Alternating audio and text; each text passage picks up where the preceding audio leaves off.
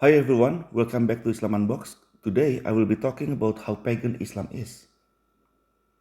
How pagan Islam actually is.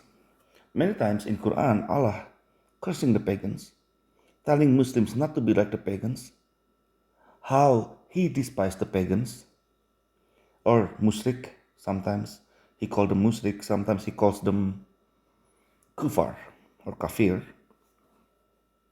But in this video, I want to show you a few things.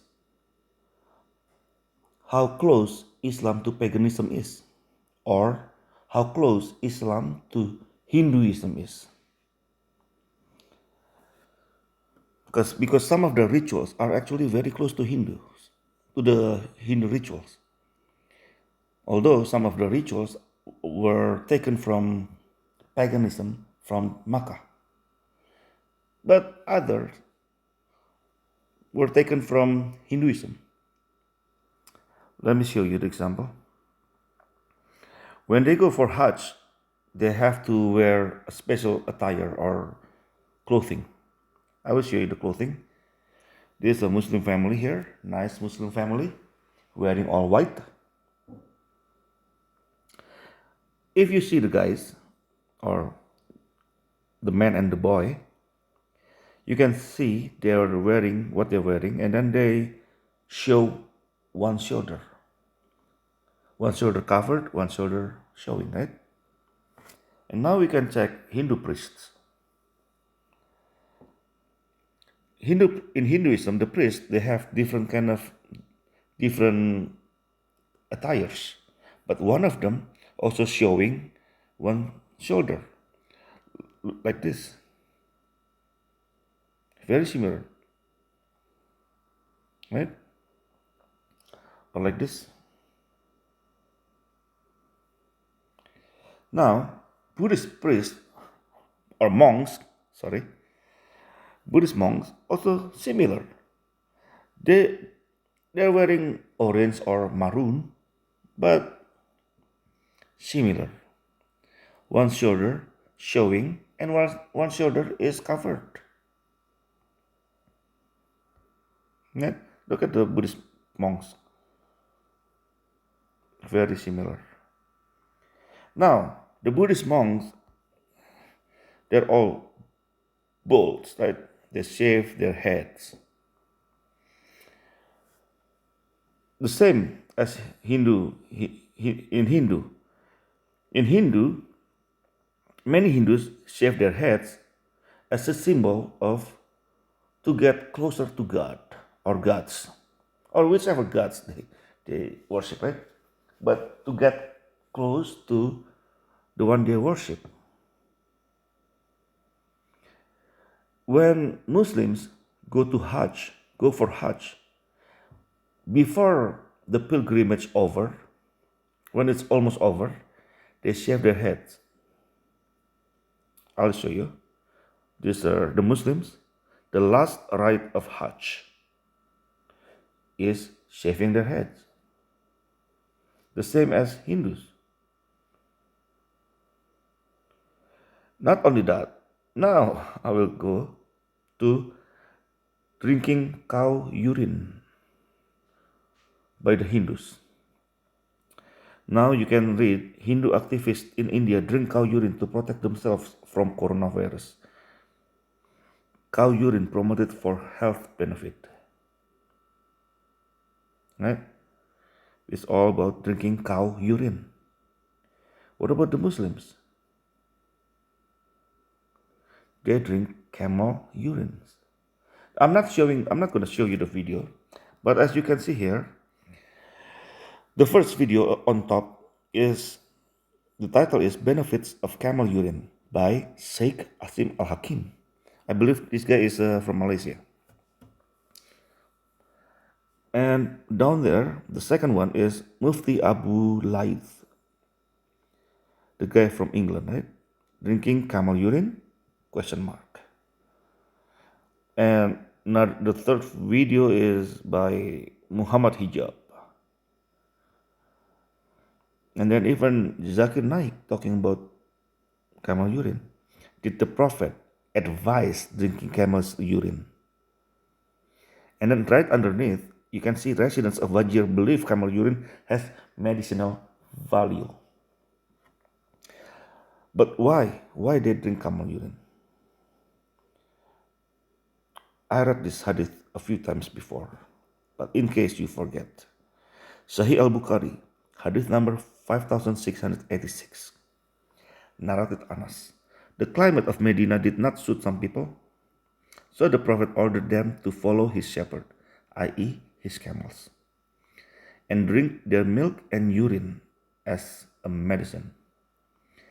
So they followed the shepherd, that is, camels, and drank their milk and urine till their bodies became healthy. That's why. So who told them to drink camel urine? The Prophet Muhammad told them. Because Muhammad believed it has some medicinal value. Because he could have just told them to drink the milk, right? But he told them to drink the milk and the urine. This is the problem, right? And the urine. Now, when people go for hajj, they can drink camel urine there. I mean, it's being sold openly. Now, again, when Muslims go for hajj, many of them don't even realize that hajj is basically a stolen pagan ritual. My source is hadith. This is the hadith number, Sahih al-Bukhari, hadith number 1665. Narrated Urwa. During the pre-Islamic period of ignorance, the people used to perform tawaf of the Kaaba naked, except the Hams. The Hams were Quraysh and their offspring. Now, I don't need to read the rest, but I just want to show you that the people during pre-Islamic, so before Islam, Muslims, especially Muhammad and Allah, and Muslims, they love saying before Islam is, they call the period before Islam is period of ignorance. I don't know why. But they believe Allah sent the gospel, sent the Torah. So some people, they believe in Torah, in gospel, and still call the period of ignorance. Because imagine, like today, not everybody believes in Islam. Not everybody believes in Islam. The majority do not believe in Islam. Do we call this time the time of ignorance? No. Why don't they call this time of is the time of ignorance? They should call this time also time of ignorance, right? Because many people do not know Islam and maybe we'll never know. Anyway, so this hadith showing how people before Islam already perform tawaf. They're already going round and round the Kaaba naked. Well, most of them, except the Hams. This shows how Islam is taking stuff or rituals from the pagans, stealing the rituals from the pagans. And what happens after that? What happens? You have to remember when Muslims were not big in number, they ran to Medina. They moved to Medina, and they moved some of them to Ethiopia. And once they become big, they came back to Makkah with army of 10,000 and take over Makkah. And again, the Meccans are pagans. They worship so many gods. I mean, paganism is not one type of religion. Paganism is thousands of religions. We just call them pagans because they worship gods that is not ours, right? That's why we call them pagans. Some people they worship Apollo, some people they worship Ganesh, some people they worship Zeus, some people worship anything else, and everything else, and everything in between. That is pagan. Now, I will show you from Hadith, one more Hadith, what the Muslims do after.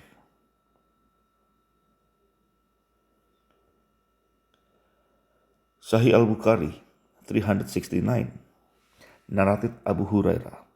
On the day of Nahr, in the year prior to the last Hajj of the Prophet, when Abu Bakr was the leader of the pilgrims in that Hajj, Abu Bakr sent me, along with other announcers, to Mina to make a public announcement. No pagan is allowed to perform Hajj after this year, and no naked person is allowed to perform tawaf around the Kaaba. Then Allah's Messenger sent Ali to read out the Surah Bara or At-Tawbah, this Quran chapter 9, to the people. So he made the announcement along with us on the day of Nahr in Mina. No pagan is allowed to perform Hajj after this year, and no naked person is allowed to perform the tawaf around Kaaba. So the Muslims, after they became big in number, they took over Kaaba. So at one point, or not at one point, during this, the last Hajj of Muhammad, actually Muhammad were doing tawaf together with the pagans. And most again from the previous Bukhari, we can read most of the pagans were naked. And then they just took over the ritual. Now because they're already big and they can tell the pagans not to come anymore. Unless of course if they become Muslim.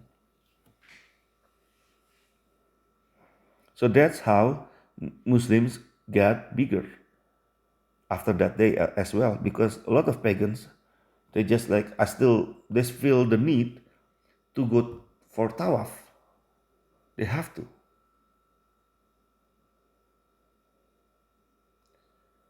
Now, it's not only Muslims took over, of course, but they told the pagans not to come anymore, not to do tawaf anymore. Imagine it. Now, I want to say one more thing about how similar Islam to Hinduism or Islam to paganism is.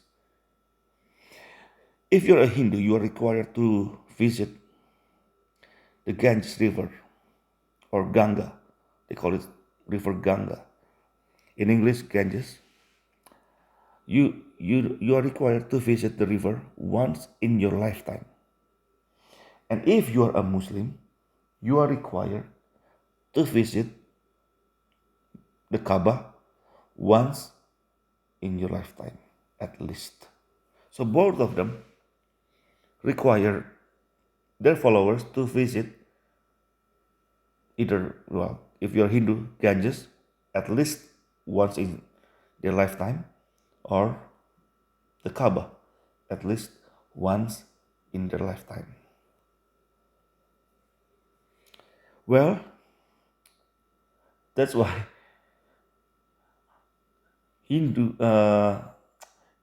Islam is actually one of the paganism. Muslims are like the pagans who scream pagans.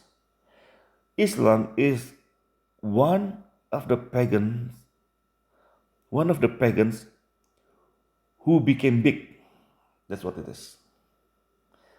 Other pagans did. Most pagans, most paganism are quite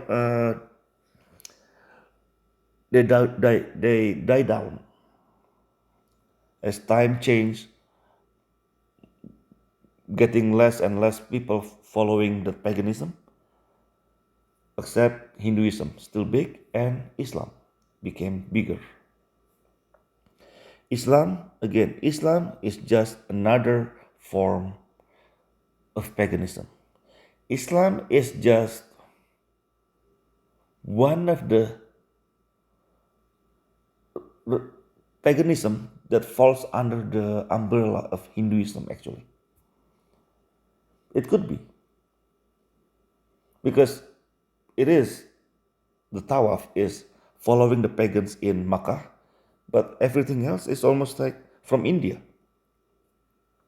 I don't know how they get mixed, but anyway. Well, that's all from me. Thank you for listening. Have a nice life and God bless.